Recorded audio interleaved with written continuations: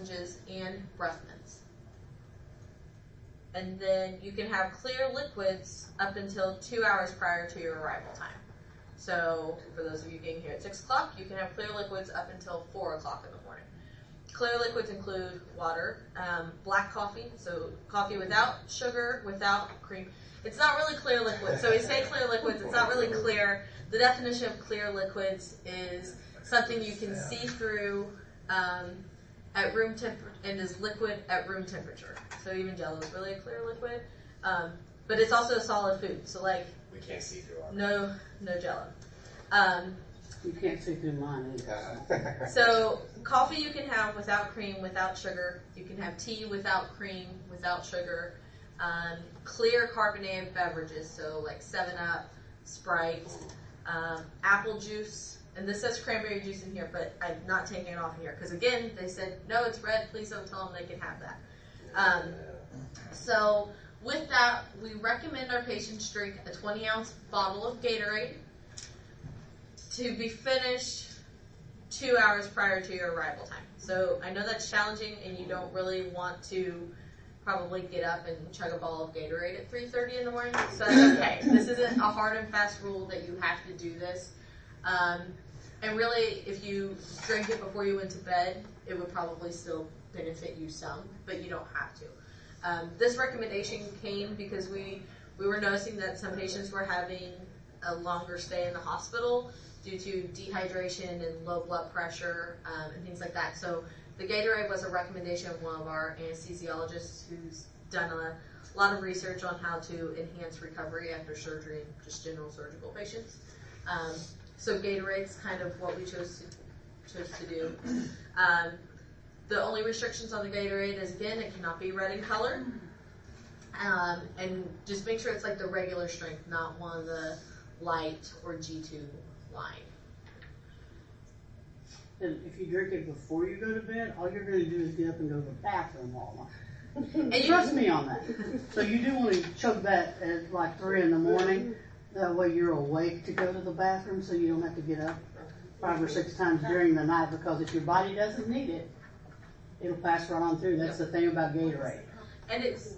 Is it an electrolyte? Or to help with the electrolytes, some of the carb content, it actually, so our general surgery patients is where we started this whole EROS, which is Enhanced Recovery After Surgery. So where we really were doing a lot of our research in it. And those patients actually use like a specific medical grade drink that we order as the hospital, and they drink 3 bottles of it. They drink 2 the night before surgery and then 1 the morning of. We weren't having as many issues with dehydration. I mean, obviously, the prep that you do for general abdominal surgeries is far more extensive than anything you would ever have to do for spine surgery. So they're set up to have more dehydration than electrolyte imbalances. It wasn't as much of an issue where we felt like we needed to buy that same drink. And the anesthesiologist who did research said Gatorade will be fine. But the carb content is why we say don't do the G2, because it's got less carbs in it. What else was I gonna- It doesn't necessarily have to be Gatorade. It can be Powerade or Pedialyte.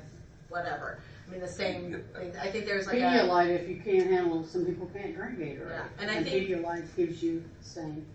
there's a new drink called Body Armor that would be fine. I think it's a coconut water-based kind of drink.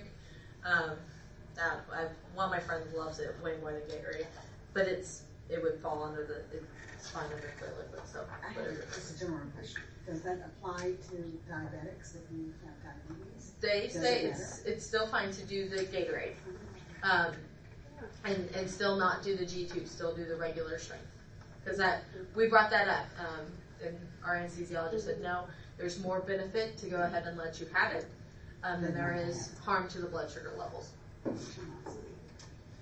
And we even asked, well, should we tell diabetic patients to do the G2 and just tell everyone else do regular? And they said no. Again, it's more benefit to do regular strength even in diabetic patients. And by the way, coconut water is nasty. Yeah, it's not good. If you've never tried What else? Any questions on MPO status and all of that? I've got a question. Do you use diuretics to takes him daily, does he not need to take it Sunday night? Because Pre-anesthesia. Has pre-anesthesia testing called you? Yeah, they called while I was down getting a blood test, but we couldn't talk. Okay. So did they leave you a number to call back, or were they going to call you back? Call me back 2 o'clock this afternoon. Okay. So they'll go. Yeah. They'll probably tell you. You probably won't even have to ask because they'll go over your specific med list. The other thing, so before surgery, when you're pack only necessities, you'll leave jewelry at home. It's okay if you want to bring a tablet or whatever. Just make sure someone's staying here in the hospital while you're having surgery to watch it for you. We do recommend if you have a walker or a cane, even if you're not using it now, even if you don't know that you'll need it after surgery, that you bring it in case our therapists do recommend that you have a walker when you go home. They can make sure you have the appropriate kind and make sure it's the appropriate size. So what if you don't have it? Then that's okay. If you don't have one and that's a recommendation of our physical therapist, then we'll get one ordered. Our care coordinators will get that sent out. You must have a bunch better of off to them, get it because it didn't take yourself. long to get me one. And actually, insurance will cover a walker. That's the only thing insurance will cover. And we'll have one of our care coordinators will come down and she'll go over kind of more their aspect. So if you have more questions on that, she'll be able to answer them better than I could. About how long is you usually stay after surgery? Was it that you're having a cervical fusion disectomy? Is that right? Do you remember? It's on the post-it note on the front of the folder. Surgical fusion. Surgical. Fusion. I remember you. Oh.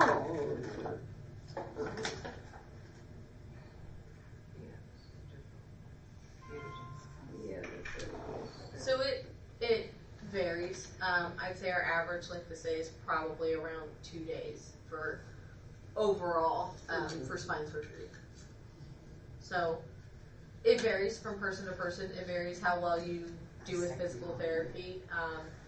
And physical therapy will make their recommendations. It's all about making sure that you go home safely. now his, they told him if he was in a heart transplant, he would go home. Yeah, because you're not having any hardware. So you two are having similar procedures where you're not having hardware placed. And I think yours is planned outpatient, but yeah, because of your. Yeah. Yeah, but So they you'll told probably me to just stay plan one on night. staying, to come prepared to stay. Better to be prepared than not, but Yeah. I think you're. I'm you're scheduled supposed as to an go home. outpatient. That's the way she said it. Yeah. What did she say? Yeah, just send me one. Sure. Yeah. Like you will. What, did you have Yeah, another question? then, No, it's okay. Okay. So prior to your surgery, we recommend arranging for help and preparing your home for surgery. You'll need someone to drive you for about 2 weeks to run errands, go to the grocery store, go to your follow-up doctor's appointment, go to the pharmacy. When we say 2 weeks, it's really when you're off of narcotics. So if you're off of narcotics in a week, then you're okay to drive. If you're still taking narcotics for 3 weeks, then you'll need someone to drive you for 3 weeks. I'd say 2 weeks is about our average of how long patients are on narcotics, so it just varies. And you also need a responsible adult to stay with you for the first 24 hours after you leave the hospital. So even if you're in the hospital for 2 days, still need someone with you for that first 24 hours once you're home. If you have over an hour-long drive from the hospital, we recommend getting out every half hour to hour or so, and just doing a lap around the car. Just helps prevent your muscles from getting stiff, helps control your pain. So do they need someone to stay in the hospital with you overnight? You can. All of our rooms are private rooms, and they have couches that flip over to a mattress, so if someone wants to stay, more than welcome to, but it's not a requirement. I mean, It's a comfort thing. we're not going to say, oh, you have family here, well then you get them up and help them bathe and help go to the bathroom. We're going to do that whether you're here or not. So it's purely up to you. Okay, so what you'll need as far as family and friend support is, again, help with transportation while you're still on narcotics. All both surgeons will do